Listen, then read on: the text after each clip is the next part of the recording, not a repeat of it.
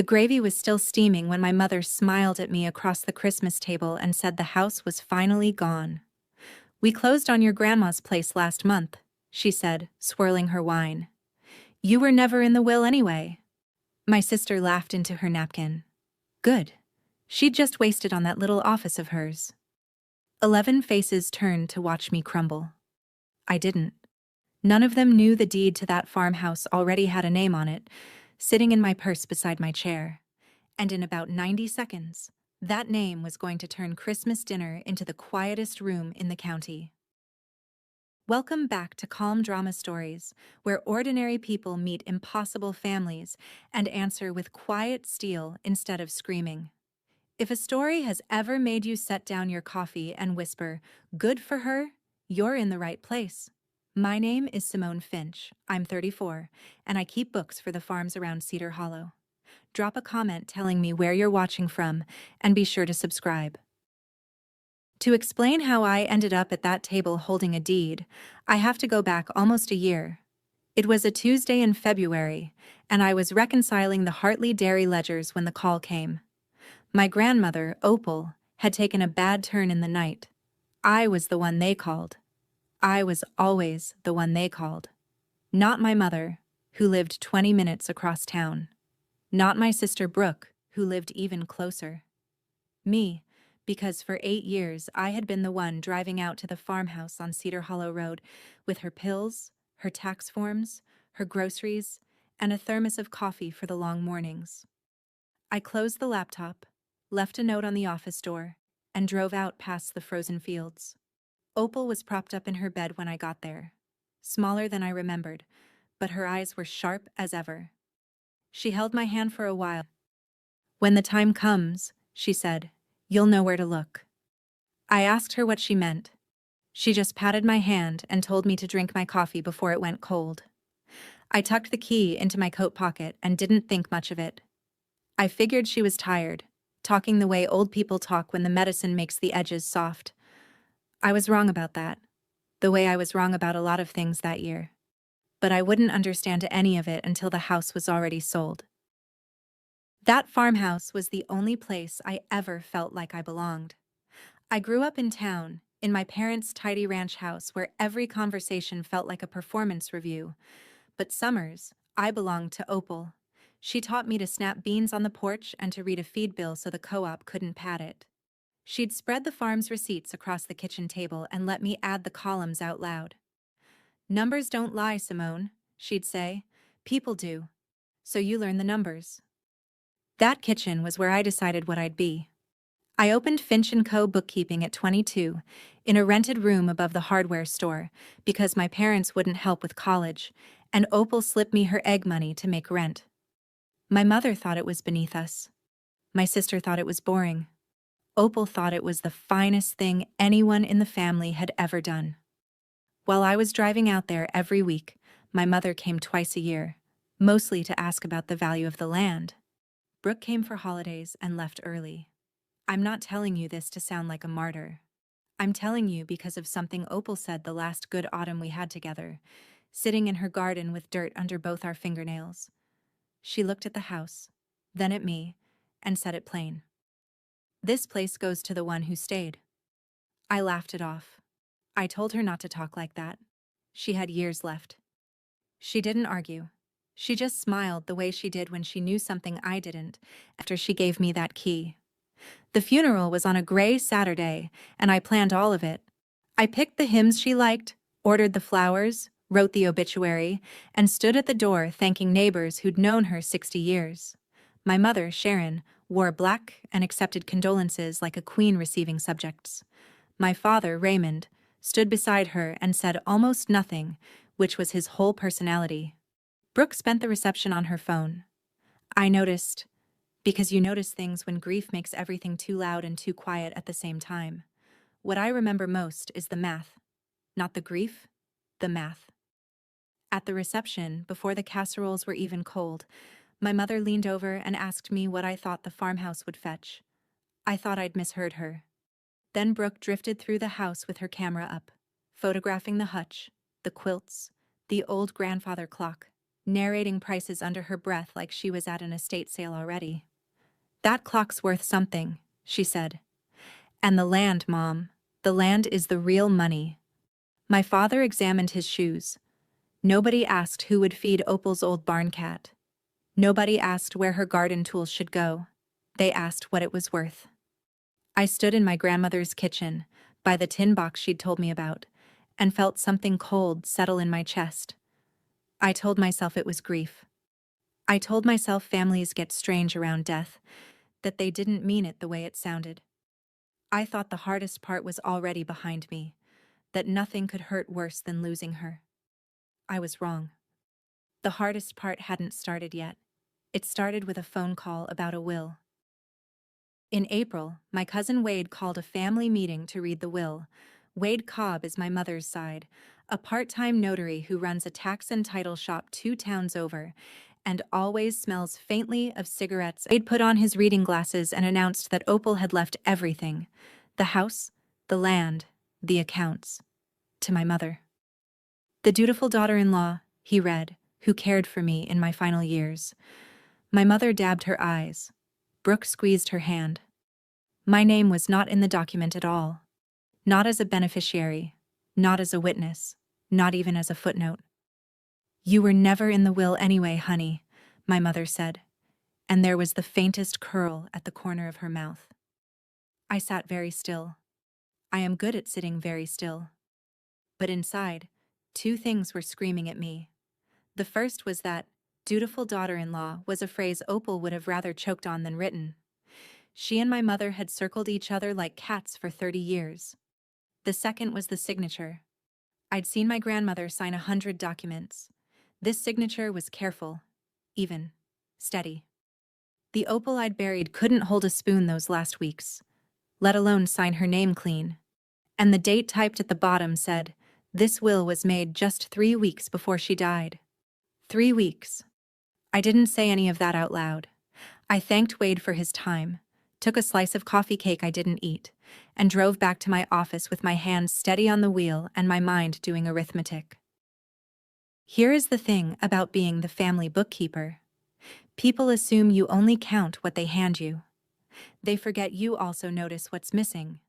That night, I sat at my desk and laid out everything I knew, the way Opal taught me to lay out a ledger.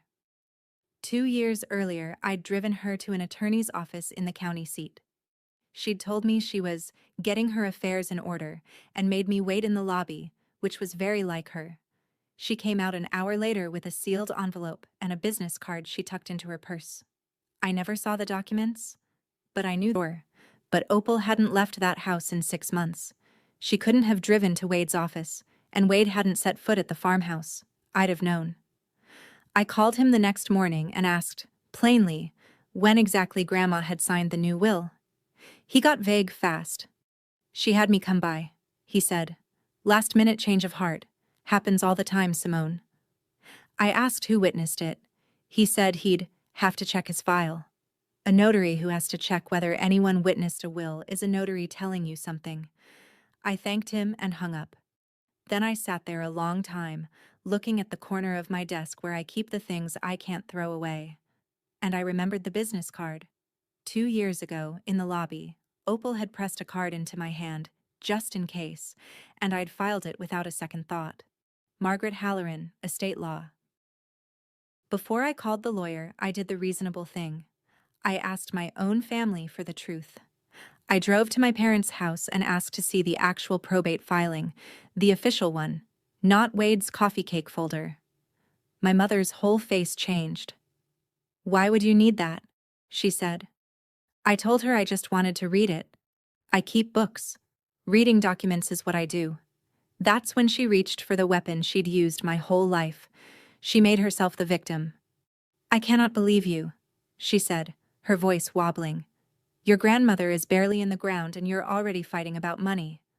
Brooke appeared in the doorway right on cue. "Don't make this ugly, Simone. It's so like you to make everything about you." My father studied the wallpaper. I looked at the 3 of them and understood something I should have understood years ago. They weren't confused. They weren't grieving wrong. They had a plan, and the plan required me quiet and ashamed and gone, So I went quiet. But not the way they wanted. I drove the bookish daughter would fold because she always folded, because keeping the peace had always been my job. What they forgot is what I actually do for a living. I spend my days finding the number somebody tried very hard to hide. I find it in the rounding.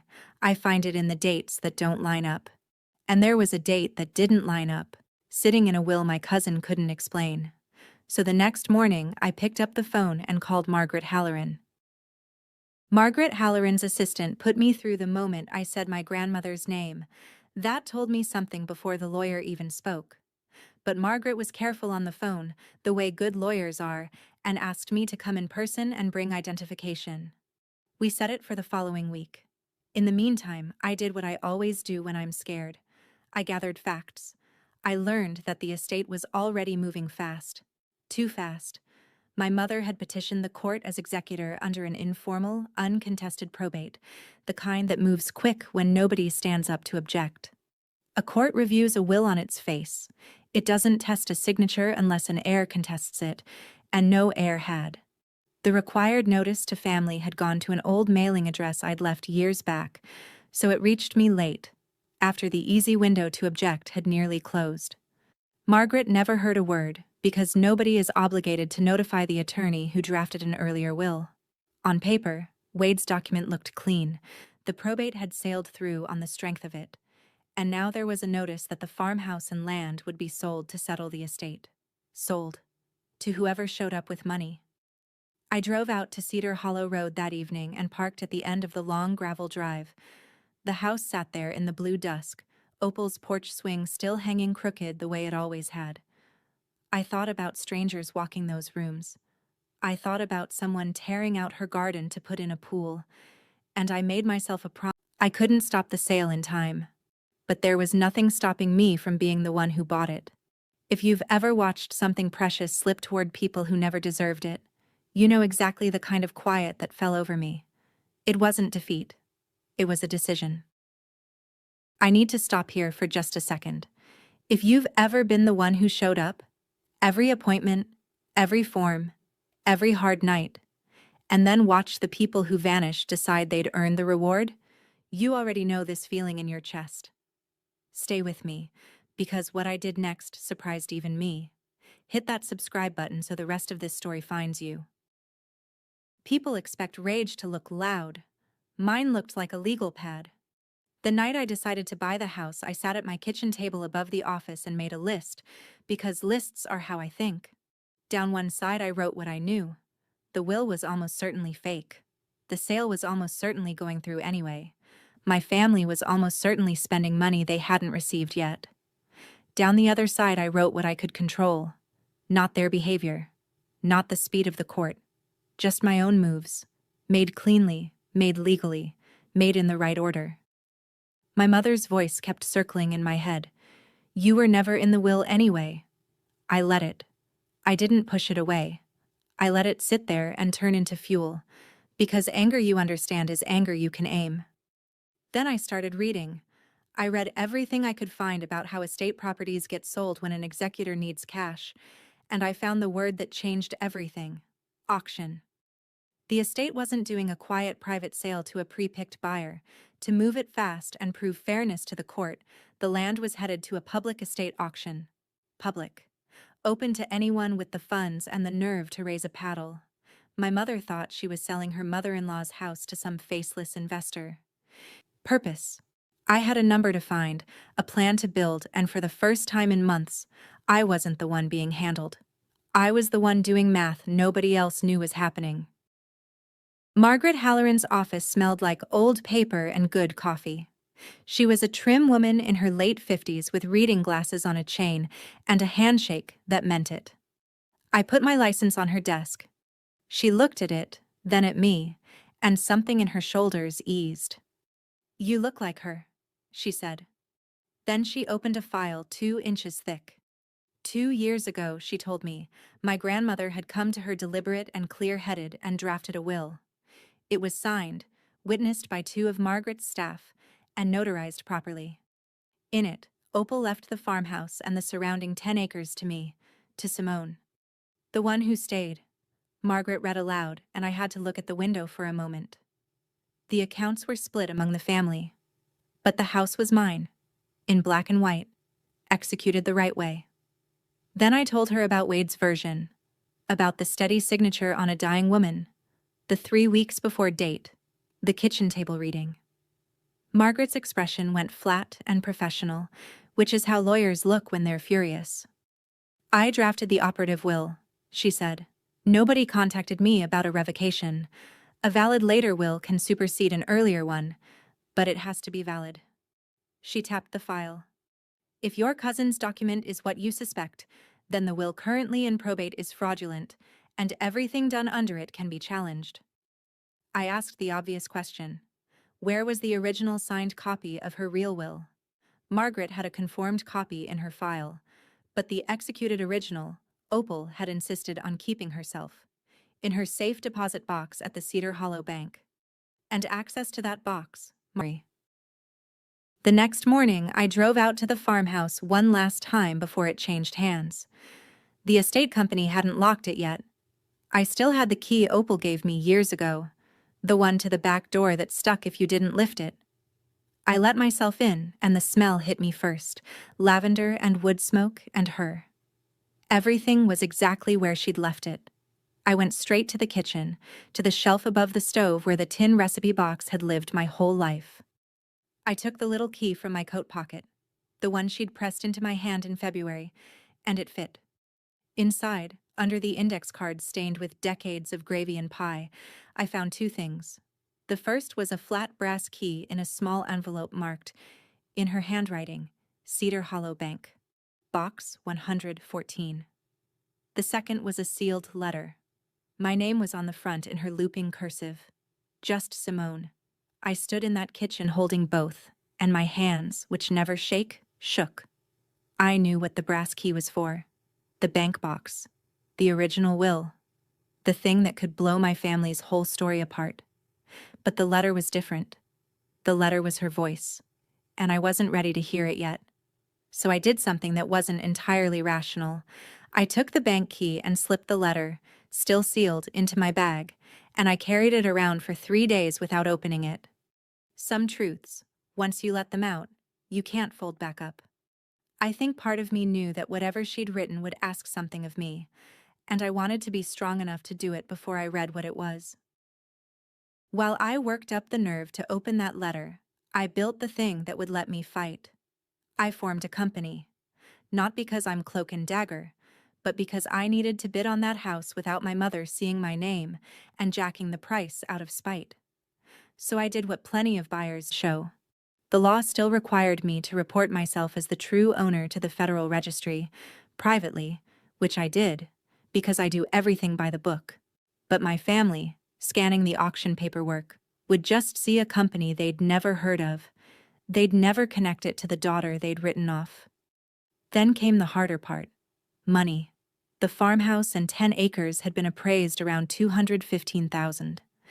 That is not a fortune in the city, but it is a mountain when you keep books over a hardware store. I'd been careful for 12 years, though. I had real savings in the business. I had a small inheritance from my grandfather that I'd never touched, because Opal told me to save it for something that matters. And I qualified for a mortgage in the company's name to cover the rest. I sat with my own ledgers for 2 nights, stress testing every number, the way I'd never let a client overextend. I could do it. Barely, but cleanly. And there was one more thing in my favor, one cold piece of arithmetic. My mother needed cash, and fast, which meant she'd set the reserve price low to guarantee a quick sale. A low reserve is a door left open. I intended to walk through it. Right in the middle of all that planning, Brooke called to gloat.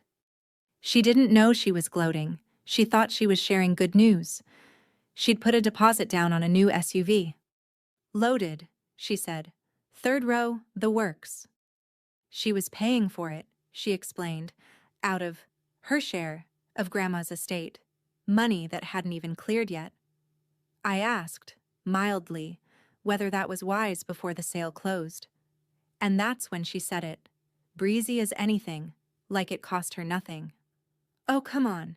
If Grandma had left it to you, you'd just waste it on that dusty little office. There it was, out to that farmhouse where the waste, as if keeping someone's books and someone's company and someone's dignity intact at the end of her life, were nothing. I felt the old urge to defend myself, to list every appointment and every form, to make her understand. I didn't. I'd finally learned that you don't explain your worth to people who've already decided you don't have any. So I just said, we'll see.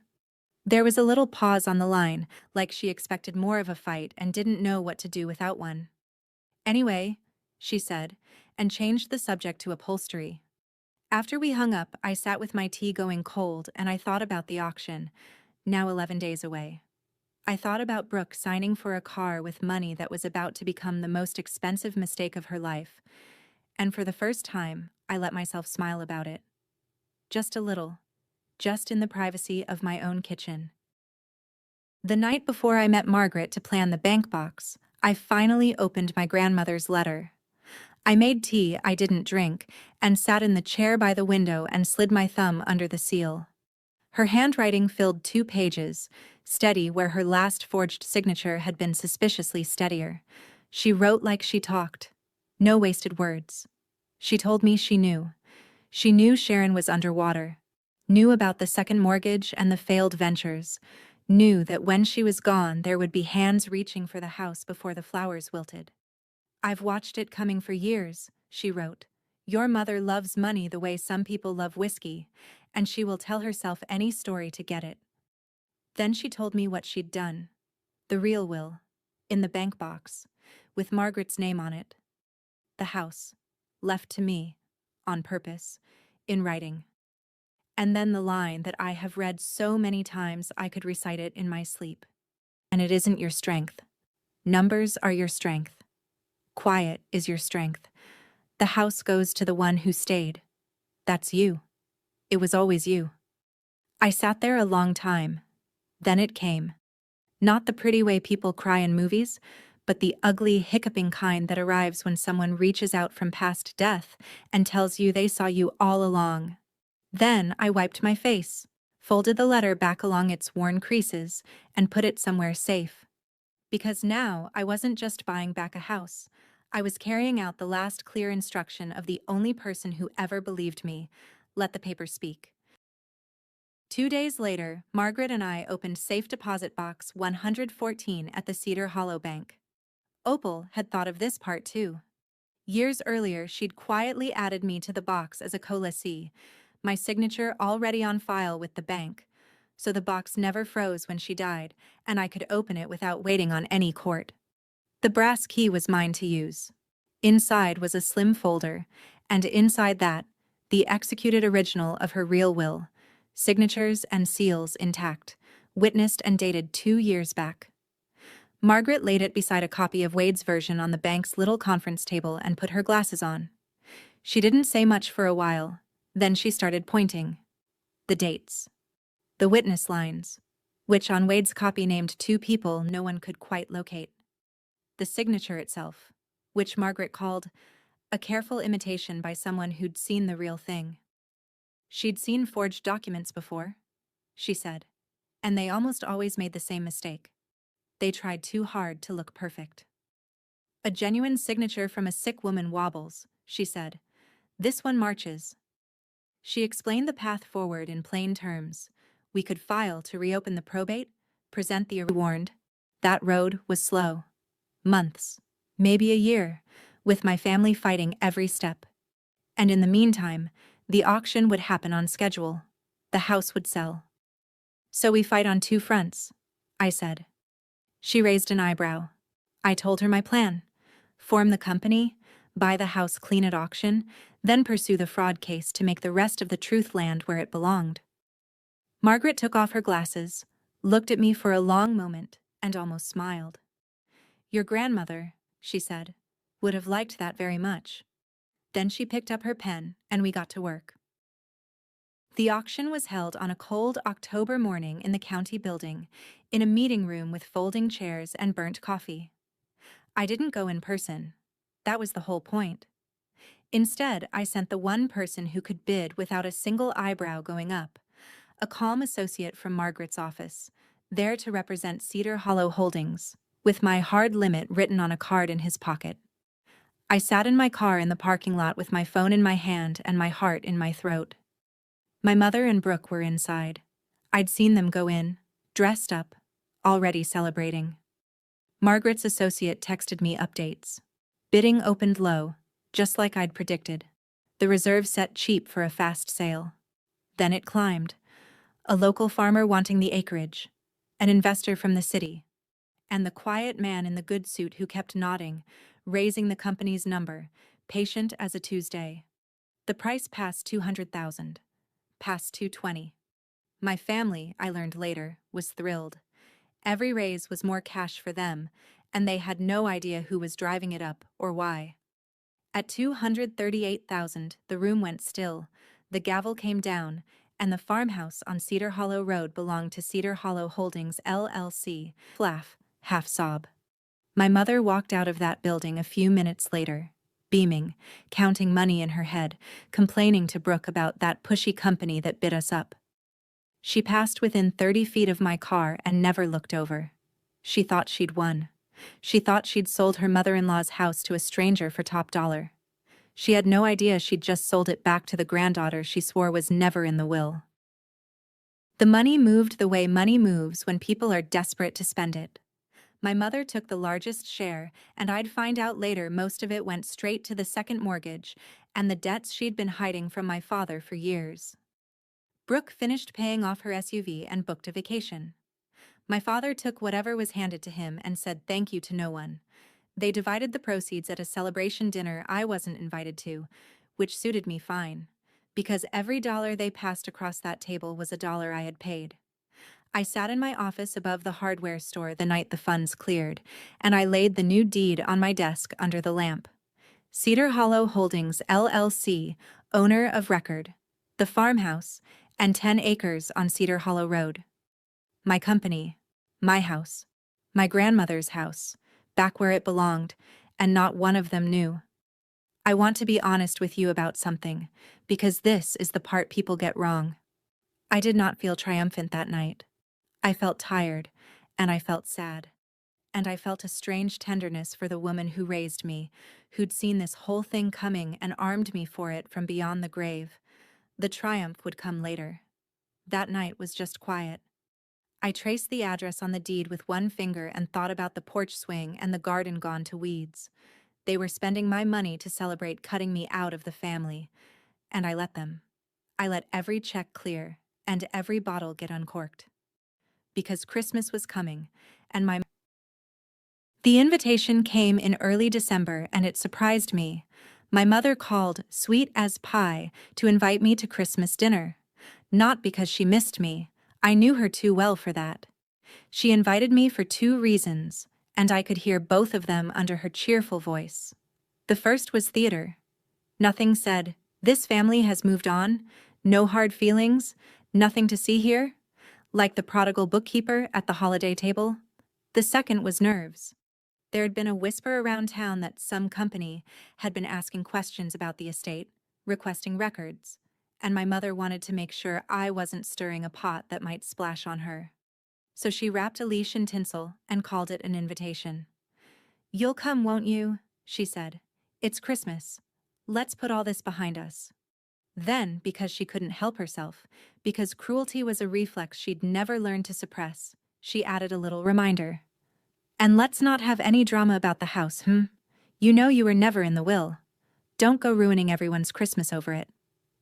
I held the phone and looked out my office window at the Christmas lights strung over Main Street. I thought about Margaret's filing, drafted and ready to go the week after the holiday. I thought about the deed in my desk drawer and the letter in my bag. And I thought, you have no idea what you're inviting into your dining room. I'll be there, I said warmly. What can I bring? She told me just myself. I told her I'd bring myself, and I meant it. And I also meant the slim leather folder that would be tucked in my purse beside the cranberry sauce. I said yes.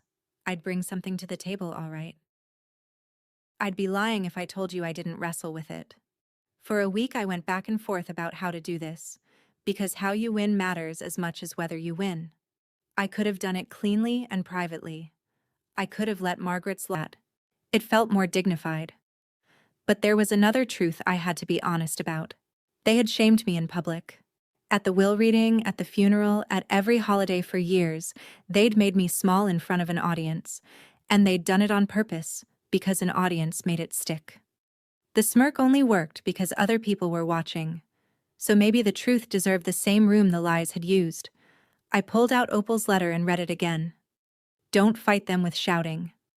Let the paper speak. And there it was, my answer, in her hand. I wasn't going to scream. I wasn't going to throw wine or make a scene or say the cruel things I'd rehearsed in the shower. I was going to sit at that table, calm as a frozen pond, and set 3 documents down and let them do the talking. No raised voice, no insults, just facts, laid in order, the way I lay out a ledger.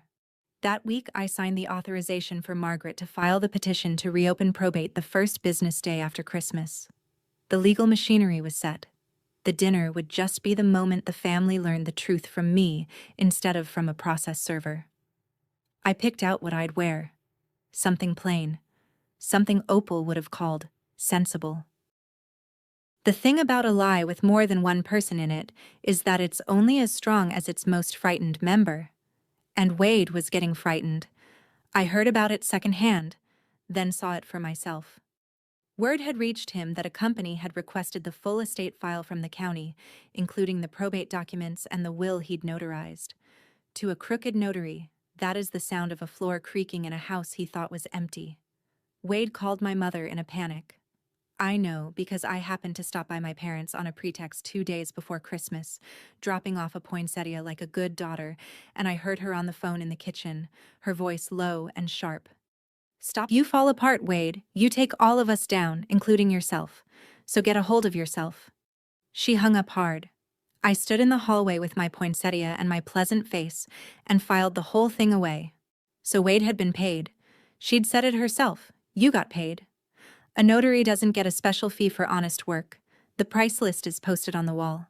Wade had been paid for something else. The fraud wasn't just real, it was already cracking from the inside, and my mother was holding it together with threats. I drove home through the Christmas lights thinking that I might not even need to push very hard. People who build their houses out of lies spend all their energy bracing the walls. Sometimes all the truth has to do is knock politely and wait. 2 more days. I could wait 2 more days. In a small town, a farmhouse changing hands is news, and people had started to talk. At the grocery, at the feed store, at the post office, folks asked me sideways questions, the way you do when you're fishing. Who'd bought the old Finch place? Was it going to be torn down? Some developer. Somebody heard. I kept my face neutral and said I didn't know much, which felt strange, lying by omission to neighbors who'd loved Opal. But one moment cut through me. I was at the hardware store downstairs from my office when old Mr. Petrie, who'd farmed beside my grandmother for 40 years, stopped me by the nails. I heard whoever bought Opal's place means to keep her garden, he said, voice rough. Heard they're not tearing anything down. That true? Somebody at the title company must have talked. I looked at him and I couldn't lie about that one. It's true, I said. The garden stays. His old eyes went bright and he gripped my arm. Good, he said. She'd be glad. That woman loved her tomatoes more than most people love their kin. Then he went back to his nails, not to ruin my family. Not even, really, to win. I bought that house to keep a promise. To keep her garden in the ground and her name on the land and her porch swing creaking in the same crooked way it always had. The revenge, if you want to call it that, was almost a side effect.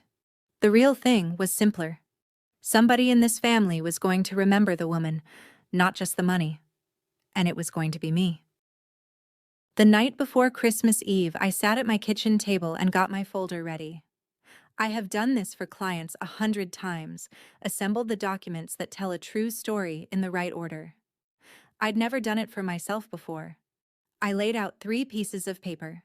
The first was a copy of the deed. Cedar Hollow Holdings, LLC, owner of record, the farmhouse and 10 acres, dated the day of the auction. The second was the conformed copy of my grandmother's real will, Margaret's seal in the corner, my name in the body. The house goes to my granddaughter, Simone, the one who stayed. The third was Opal's letter, the one in her own hand, the one that said, "Let the paper speak." I slid each into the leather folder in the order I'd reveal them. Deed first, to show I owned it. Will second, to show it was always meant to be mine. Letter last, because the letter was the heart, and you save the heart for the end. I sat back and looked at the little stack. 3 pages. One quiet sentence to go with them. Already chosen, already rehearsed until it had no shake left in it. That's all it would take to turn my mother's victory dinner into the worst night of her life. I won't pretend my hand didn't hover over that deed for a long moment. Once I set this down, there was no picking it back up. No going back to being the daughter who kept the peace. I'd be the daughter who told the truth, and they would never forget and, to my own surprise, slept like a stone. On Christmas Eve, my father did something he had never once done in my life. He came to me. I was closing up the office when I saw his truck idling at the curb, exhaust pluming in the cold.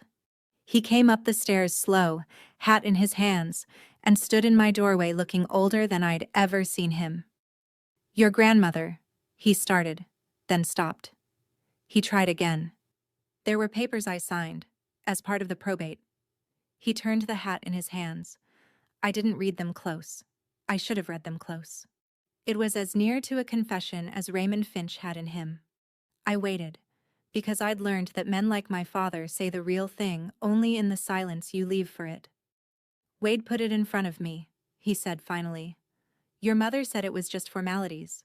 I knew something wasn't right about it. I signed anyway." There it was. He knew. Not every detail maybe, but enough. He'd known something was wrong, and he'd chosen the easy quiet over his own daughter, the same as he always had. I felt the old ache and, under it, something steadier. I didn't yell. I didn't absolve him either. "I know you did, Dad," I said. He flinched like I'd struck him, which was more honest than anything I could have shouted. He stood there a moment longer, hoping I'd make it easier for him, hoping I'd say it was all right.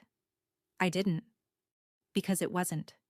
He nodded once, put his hat back on, and went down the stairs. I watched his taillights disappear and thought, tomorrow you'll learn the rest. I almost felt sorry for him. Almost. Christmas Day, I dressed in the plain sweater Opal would have approved of and drove across town to my parents' house. It's not far, the town being what it is, maybe 10 minutes from and I was calm in a way that surprised me. The folder sat in my purse on the passenger seat. I didn't rehearse anything on the way. I'd done all my rehearsing. Now I just drove and watched the town go by and let myself feel the weight of what I was about to do settle into something solid. I thought about Opal teaching me to add the columns out loud at her kitchen table. Numbers don't lie, Simone. People do. I thought about how long I'd let people lie about me, to my face, in front of others, and how I'd swallowed it for the sake of a peace that only ever protected them. That was over. I parked behind Brooke's enormous new SUV, the one she'd bought with my money, and I sat for one breath with my hands on the wheel. Then I picked up my purse, felt the corner of the folder press against my palm, and walked up the path to the door where I could already hear them laughing inside. Before we go in, let me ask you something. If a story has ever reminded you that dignity can be louder than shouting, do me a favor and comment, "The one who stayed," so I know you're still with me. Now, let's go to dinner. The dining room was warm and bright, and smelled like a holiday should, pine and roast and cinnamon. My mother had outdone herself, the good china out, candles lit, a centerpiece of red and gold. The whole cast was there. My father at the foot of the table, quiet. Brooke and her husband, Travis, near the middle, already a glass of wine in. My Uncle Gary and his wife. And, to my private satisfaction, Wade, sweating slightly in a sweater, parked near the end like a man who wanted to be close to the door. My mother presided at the head, glowing, refilling glasses, queen of a kingdom she thought was secure. She greeted me with a hug that was all performance, and seated me on her. I asked Travis about his job and admired the tree. I was, by every account, a perfectly pleasant dinner guest. Inside, I was as still as I've ever been. We ate, we toasted the season. And then, between the main course and the pie, my mother tapped her glass with her fork and said she had a little announcement to make, a bit of family news worth celebrating. Here we go, I thought. Here we go. My mother stood, wine glass raised, and the table quieted for her the way it always did. I just want to say, she began, what a hard year it's been, losing Mother Finch. She pressed a hand to her chest. But we got through it together, as a family, and I'm happy to share that we finally closed the sale of her house last month. It's done. We can all move forward now. Glasses lifted around the table. Brooke said, "Cheers, Mom." Then my mother's eyes slid to me, and the smirk came out. The one I'd been waiting for, the one that needed an audience to work. I know that's been a sore spot for some, she said lightly, swirling her wine, looking right at me. But honestly, sweetheart, you were never in the will anyway. There's no shame in it. Grandma just knew who'd handle things responsibly. A few uncomfortable chuckles. Travis studied his plate. My father went very still. The whole table waited to see if I'd cry or argue or slink off the way I always had. The way I was supposed to. I set down my fork. I didn't reach for my folder yet. Not yet. I just looked at my mother and let a small silence stretch, the kind that makes confident people start to wonder. Brooke, who never could stand a silence, rushed to fill it. She laughed, that bright, careless laugh she'd had since we were kids, and she lifted her own glass toward me like she was doing me a kindness. Matching one. You'd just waste it. Said in front of everyone, on Christmas with a smile, like it was a thing you could say to your sister between the turkey and the pie. Travis murmured, "Brooke, come on." But she waved him off, pleased with herself. My uncle shifted in his seat. Wade reached for his water and missed the glass on the first try. And I sat there in the place of honor, on my mother's right hand, and felt the last bit of hesitation leave my body. They'd had their say, both of them, in public, on the record, in front of every witness at that table. They'd made themselves perfectly clear. I picked up my napkin, folded it, and set it beside my plate, slow and deliberate, the way Opal used to when she'd decided a conversation was finished. Then I reached for my wine. I took a sip of wine, one, unhurried, while the table watched. Then I set the glass down and asked my mother a simple question, in the same pleasant voice I'd used about the rolls. "Can I ask who you sold it to?" She blinked, thrown by how calm I was. "What?" "The house," I said. "Who bought it?" She recovered because she loved telling this part. "Some company," she said, with a little wave. "Cedar Hollow Holdings, I think. An investment outfit. They bid us up nicely, actually. Paid well over what we expected." She smiled around the table, collecting her admiration. "So really, it worked out for everyone." "Cedar Hollow Holdings," I repeated, like I was making sure I had it right. "That's right," she said. "Why?" I felt the whole strange year arrive at this single point, the funeral and the forged will, and the cold car in the auction parking lot. All of it funneling down to the next 60 seconds. Around me the candles flickered and the pie sat cooling and 11 people waited without knowing what they were waiting for. And took out the first page. "This is the deed to Grandma's house," I said, and laid it in the center of the table, turned so my mother could read it. "Recorded the day of the auction." She glanced down, impatient, then her eyes caught on the owner's name and stopped. "Cedar Hollow Holdings, LLC." "I don't understand," she said, but her voice had changed. I took out the second page. "This is Grandma's will," I said. "Her real one, drafted 2 years ago by Margaret Halloran, signed, witnessed, and notarized properly." I set it beside the deed. "It leaves the farmhouse and 10 acres to me, by name." The color was leaving my mother's face now, draining down like someone had pulled a plug. Brooke leaned in to read, and went quiet. Wade pushed his chair back from the table. I took out the third page last and I held it for a moment before I set it down, because this one was hers, in her hand.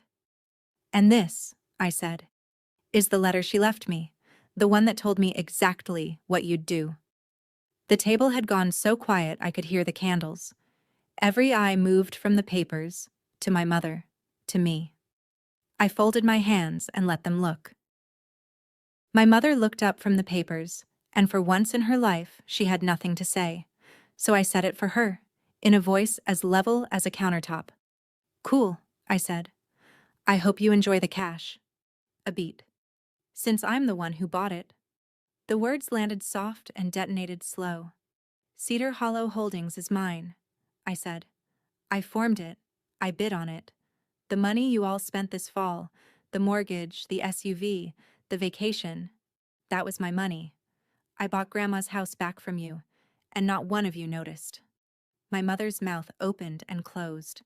Then she found her voice, and it came out the way I knew it would, and bleeding across the white cloth.